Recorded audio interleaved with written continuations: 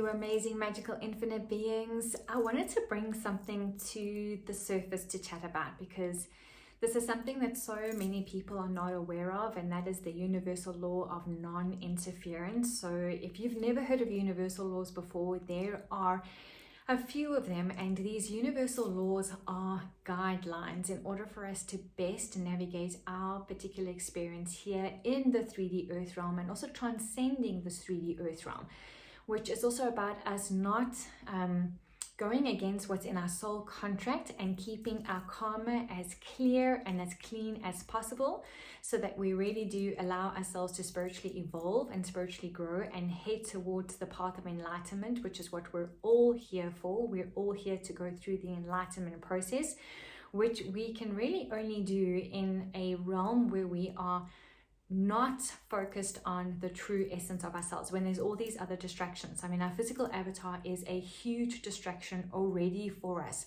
How do we know that we're a soulful self when all we look at in the mirror is this reflection of this 3D physical avatar, which generally we have a lot of judgment towards?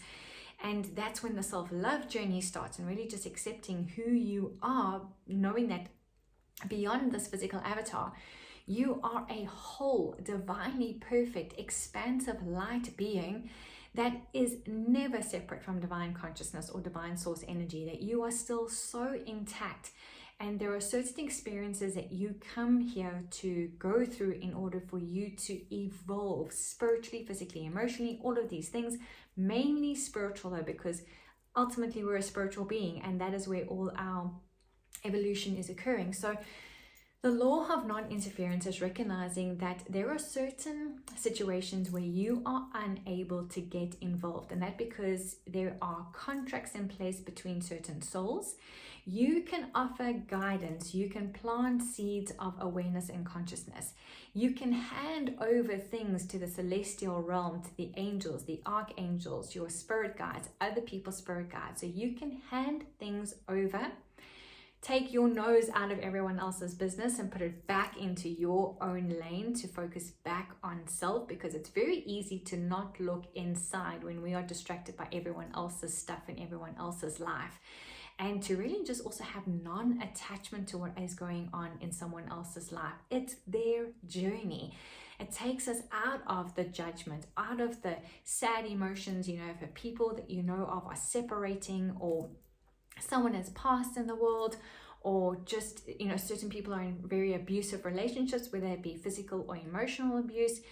It is recognizing that that soul has to go through certain experiences in order to grow, and we don't know what someone's contract looks like, what is in their contract to actually navigate. We can have a sense, especially for those of us who have really mastered our spiritual craft in terms of our intuitive gift. We can have a sense of what that is, and sometimes then we are not able to actually share that information with the other person because we could be going against something. So there are a lot of blurred lines that tend to come about, and the reason that I just wanted to really just get this vlog out there is the non-interference part.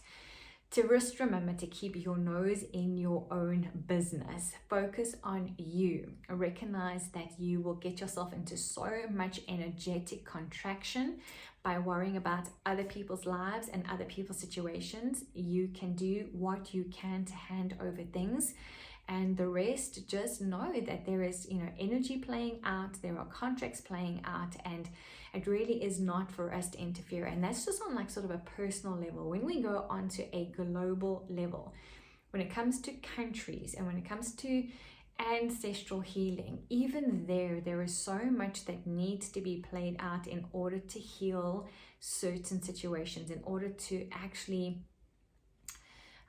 clear certain ancestral karmic lines. And that is why it's so it's really tricky, because all we want to do is go into judgment, that this is wrong, this person is wrong, and you want to bring up anger and all of these other emotions. And sometimes you just have to recognize that there is nothing you can do.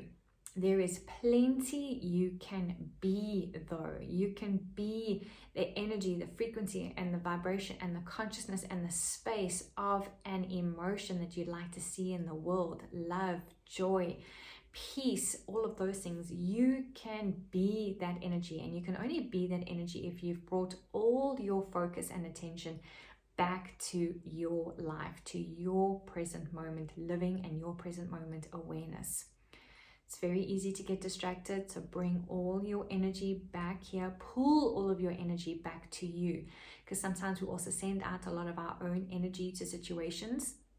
And on a moment where we recall our energy, we actually take that energy away from something else, and something that was being held up so beautifully could collapse.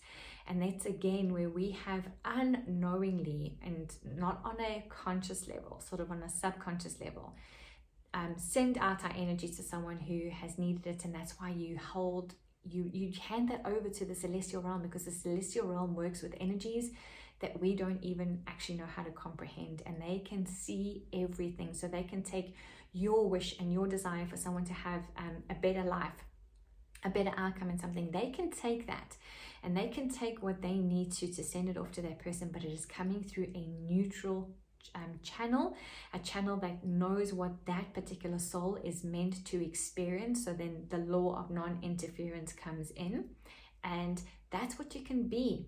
The doing part, sit tight, know that you're not doing any action. Your action is just stepping into an energy, being the energy of what it is that you would like to see in the world. And that is how you can still change everything. Hold the frequency, be the frequency.